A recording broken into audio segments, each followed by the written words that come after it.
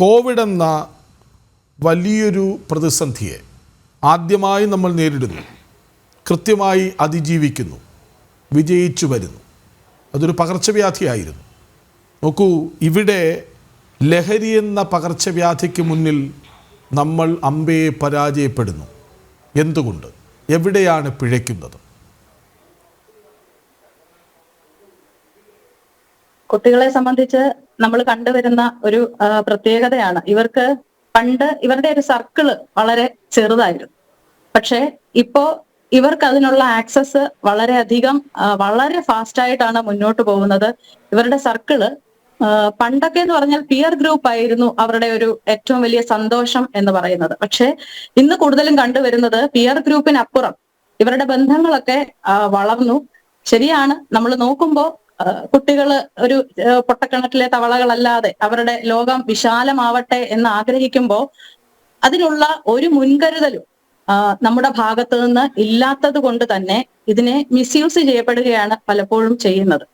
ഇവരുടെ ആക്സസ് വലുതായി ഇവർക്ക് വിശാലമായ ഒരു ലോകത്തേക്ക് ഇവർ പെട്ടെന്ന് തുറന്നു വിടപ്പെടുകയാണ് ചെയ്തത്. പ്രത്യേകിച്ചും ഈ കോവിഡ് കാലം അതിനൊരു ഒരു സമയം കൂടിയായിരുന്നു. കാരണം സോഷ്യൽ മീഡിയ ആണെങ്കിലും മൊബൈലിന്റെ ആണെങ്കിലും ഒക്കെ ബന്ധം ഉപയോഗിച്ചും അല്ലാതെയും ഒക്കെ ഇവര് ഒരുപാട് ഇവരുടെ വിശാലമായ ലോകത്തേക്ക് ഇറങ്ങിപ്പോയി.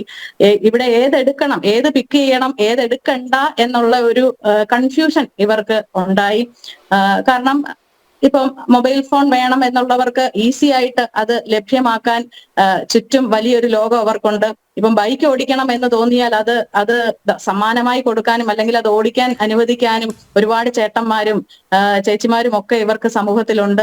അപ്പൊ ഇതിലൊക്കെ അകപ്പെട്ടു പോകുന്ന ഒരു തലമുറ കൂടിയാണ്. അതുപോലെ തന്നെ ലവ് എന്നുള്ള ഒരു കൺസെപ്റ്റിൽ നിന്ന് മാറി ലസ്റ്റ് എന്നൊരു കൺസെപ്റ്റിലേക്ക് കൂടി വരുന്ന ഒരു കാലഘട്ടമാണിത്. അതായത് പണ്ടൊക്കെ കുട്ടികളിലെ പ്രണയം വളരെ നിഷ്കളങ്കമായ പ്രണയത്തിൽ നിന്നും അവര് വഴിമാറി ഇപ്പോൾ അവര് ലസ്റ്റ് എന്നൊരു കൺസെപ്റ്റിലേക്ക്, അതായത് ശാരീരികമായിട്ടുള്ള ആകർഷണം എന്നുള്ള ഒരു അവസ്ഥയിലേക്ക് കൂടി വരുന്ന ഒരു ഭീകരമായ കാഴ്ച എന്ന് തന്നെ വേണമെങ്കിൽ പറയാം.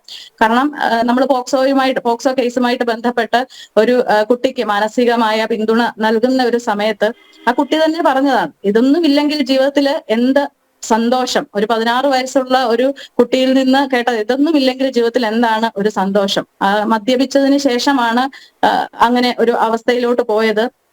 ശാരീരികമായ ആകർഷണം നടക്കാൻ പാടില്ലാത്ത കുട്ടിക്ക് നടക്കുകയും നിരവധി മാനസിക പ്രശ്നങ്ങളിലൂടെ ആ കുട്ടി പോവുകയും ചെയ്തു. പക്ഷെ അപ്പോഴും ആ കുട്ടിയുടെ ഒരു കൺസെപ്റ്റ് അങ്ങനെയാണ് വളർന്നു വന്നിരിക്കുന്നത്. മാനസിക നില ആ രീതിയിലാണ് വാർത്തെടുക്കപ്പെട്ടിരിക്കുന്നത്. അതിനകത്ത് ഈ ഒരു പിയർ ഗ്രൂപ്പിനും പ്രാധാന്യമുണ്ട്. അതുപോലെ തന്നെ ഞാൻ അന്വേഷിച്ചപ്പോൾ പുറത്ത് ഒരുപാട് ചേച്ചിമാരും ചേട്ടന്മാരും ഒക്കെ ആയിട്ടാണ് കണക്ഷൻ. അവരുടെ തരപ്പടിക്കാരല്ലാത്ത മുതിർന്ന വ്യക്തികൾ സമൂഹത്തിൽ ഇവരെ തേടിയിരിക്കുന്നു, ഇവരെ കാത്തിരിക്കുന്നു എന്നുള്ള ഒരു കാര്യം കൂടെ നമ്മൾ മറന്നു പോകരുത്.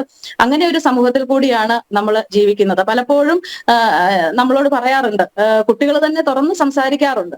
അപ്പോൾ അതിൽ നമുക്ക് മനസ്സിലാകുന്നത് ഇവര് സ്കൂളിലെന്ന് പറഞ്ഞ് പുറത്തേക്ക് ഇവർ പോകുന്നു, ഒരു ഡേ ഔട്ടൊക്കെ പോയി തിരിച്ചു നേരെ വീട്ടിലേക്ക് സ്കൂളിൽ നിന്ന് വരുന്ന വേഷത്തിൽ തന്നെ വീട്ടിലേക്ക് കയറി പോകുന്നു. ഇങ്ങനെയുള്ള അവസ്ഥകളൊക്കെ തന്നെയുണ്ട്. അവർക്ക് ഇഷ്ടം പോലെ ടൈമാണ് അവിടെ സ്പെൻഡ് ചെയ്യാനായിട്ട് കിട്ടുന്നത്. ഏത് രീതിയിലും അടിച്ചു പൊളിക്കുക എന്നൊരു കൺസെപ്റ്റിലേക്ക് കൂടി ഒരു വിഭാഗം കുട്ടികൾ, എല്ലാവരെയും അല്ല ഞാൻ ഇപ്പോഴും പറയുന്നത്, ഒരു നല്ല വിഭാഗം കുട്ടികൾ ആസ്വദിക്കുക, ജീവിതം ആസ്വദിക്കുക. അതൊരു തെറ്റായ ഒരു വഴിയിലൂടെ തന്നെ അവർ ചൂസ് ചെയ്ത് ഏതെങ്കിലും വിധേന ആസ്വദിക്കുക എന്നുള്ള ഒരു രീതിയിലൂടെ പോകുന്നുണ്ട്. അതിന് വീട്ടിൽ നിന്നൊന്നും പണം കിട്ടണം എന്നില്ല. പുറത്ത് സുലഭമായിട്ട് അവർക്ക് മറ്റു വഴികളിലൂടെ പണം കണ്ടെത്താനുള്ള നിരവധി മാർഗങ്ങളാണുള്ളത്.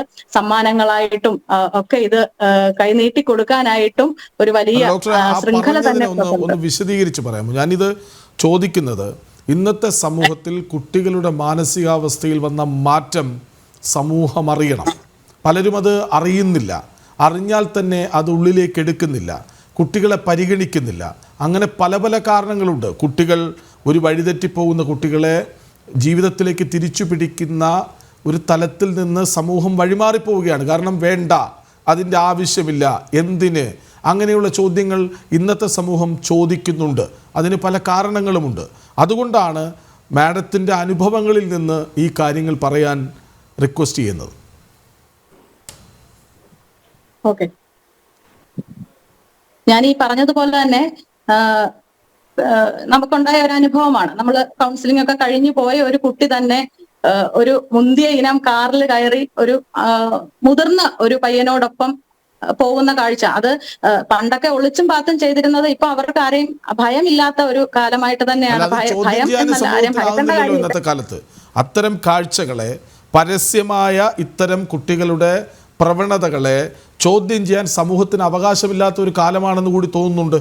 കാരണം അങ്ങനെ ചോദിച്ചാൽ സദാചാര പോലീസ്, ആക്ടിവിസം, അത് ഒരു വലിയ പ്രശ്നമാണെന്ന് തോന്നുന്നുണ്ടോ? തീർച്ചയായും. കാരണം ഞാൻ എപ്പോഴും അധ്യാപകരോട് സംസാരിക്കുമ്പം തന്നെ അവരെപ്പോഴും പറയാറുള്ള ഒരു കാര്യമാണ്, ചങ്ങലക്കിട്ടിരിക്കുകയാണ്, അവരുടെ കൈകളെ ചങ്ങലക്കിട്ടിരിക്കുകയാണ്. കാരണം കടുപ്പിച്ചൊന്ന് നോക്കിയാൽ തന്നെ കുട്ടികൾ പ്രതികരിക്കുന്ന ഒരു കാലം കൂടിയാണ്. കേസ് കൊടുക്കാനാണെങ്കിലും child line help line number നമ്മൾ തന്നെയാണ് അവർക്ക് പ്രൊവൈഡ് ചെയ്യുന്നത്. പക്ഷെ അവര് തന്നെ തമാശ രീതിയിലാണെങ്കിലും ഭീഷണിപ്പെടുത്താറുണ്ട്, ഞങ്ങൾ ഇത് അറിയിക്കും. അപ്പൊ ഈ ഒരു രീതിയിൽ ഇതിനെ മിസ്യൂസ് ചെയ്യപ്പെടാറുണ്ട്. എല്ലാം നല്ലത് തന്നെയാണ്. ബാലാവകാശ കമ്മീഷൻ വളരെ നമ്മൾ താല്പര്യത്തോട് കൂടെ തന്നെയാണ് അവരുടെ പ്രവർത്തനങ്ങളെ നോക്കിക്കാണുന്നത്. അതുപോലെ തന്നെ എല്ലാ നിയമത്തെയും കുട്ടികളുടെ സംരക്ഷണത്തിന് വേണ്ടി തന്നെയാണ് നമ്മുടെ നിയമവും എല്ലാം ഉള്ളത്. പക്ഷെ പലപ്പോഴും ഇത് നല്ല രീതിയിൽ തന്നെ ചൂഷണം ചെയ്യപ്പെടാറുണ്ട്. കാരണം അതുകൊണ്ട് തന്നെ അധ്യാപകർക്ക് എന്തിനാണ് തങ്ങൾ ഈ വേണ്ടാത്ത പണി തലയിലെടുത്ത് വെക്കുന്നത്? അല്ലെങ്കിൽ കുടുംബക്കാർ തന്നെ പലപ്പോഴും പറയാറുണ്ട്, നീ വേണ്ടാത്ത പണിക്കൊന്നും പോകരുത്, പഠിപ്പിക്കുക, തിരിച്ചു വരിക, അല്ലാതെ അവന്റെ ലൈഫിലേക്കോ അവരുടെ കാര്യങ്ങളിലേക്കോ ഒന്നും തിരിഞ്ഞു നോക്കേണ്ട കാര്യമില്ല എന്നുള്ള ഒരു രീതിയിൽ അവർക്ക് ഇൻഫർമേഷൻസ് വരാറുണ്ട്. ഞാൻ എന്തിനാണ് ഈ റിസ്ക് എടുക്കുന്നത് എന്നൊരു തോന്നല് പോകെ എല്ലാവരിലേക്കും വരുന്നത്. അത് ഒന്നോ രണ്ടോ ആളുകളിലേക്കല്ല, അങ്ങനെ ഒരു സിസ്റ്റത്തിലേക്ക് പോകുന്നതായിട്ട് കാണാറുണ്ട്. പിന്നെ പണ്ടുള്ള കാലത്ത് ഒരു കൂട്ടുകുടുംബ വ്യവസ്ഥിതിയിലൊക്കെ ഉണ്ടായിരുന്ന കാലത്ത് നിന്നും ഇപ്പം വീട്ടിൽ ആളുകളുടെ എണ്ണം ചിലയിടത്ത് കാണാം, എന്നാൽ പോലും കുട്ടികൾ അവരിൽ നിന്നൊക്കെ അകന്നു മാറി പോകുന്നതായിട്ടും കാണാറുണ്ട്.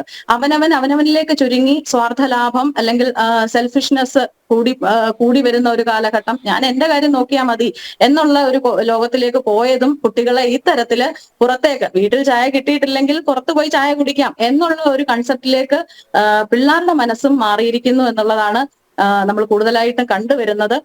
അധ്യാപകര് എപ്പോഴും ചില സമയങ്ങളിൽ അവര് എന്ത് ചെയ്യണം എന്നറിയാൻ വയ്യാത്ത ഒരു സാഹചര്യത്തിൽ നിൽക്കുന്നത് ഞാൻ കാണാറുണ്ട്. പലപ്പോഴും കൈകാലുകൾ കെട്ടിയിട്ടിരിക്കുന്നു എന്ന് തന്നെ അവർ പറയാറുമുണ്ട്. കാരണം പലപ്പോഴും അധ്യാപകർക്കെതിരെയുള്ള ചില കള്ളക്കേസുകളെങ്കിലും അവരെ അതിന് എന്തിനാണ് ഞാൻ വേണ്ടാത്ത കാര്യത്തിൽ ഇടപെടുന്നത് എന്നുള്ള തോന്നലിലേക്ക് നയിക്കാറുണ്ട്. അപ്പൊ പലപ്പോഴും ഭയമാണ്.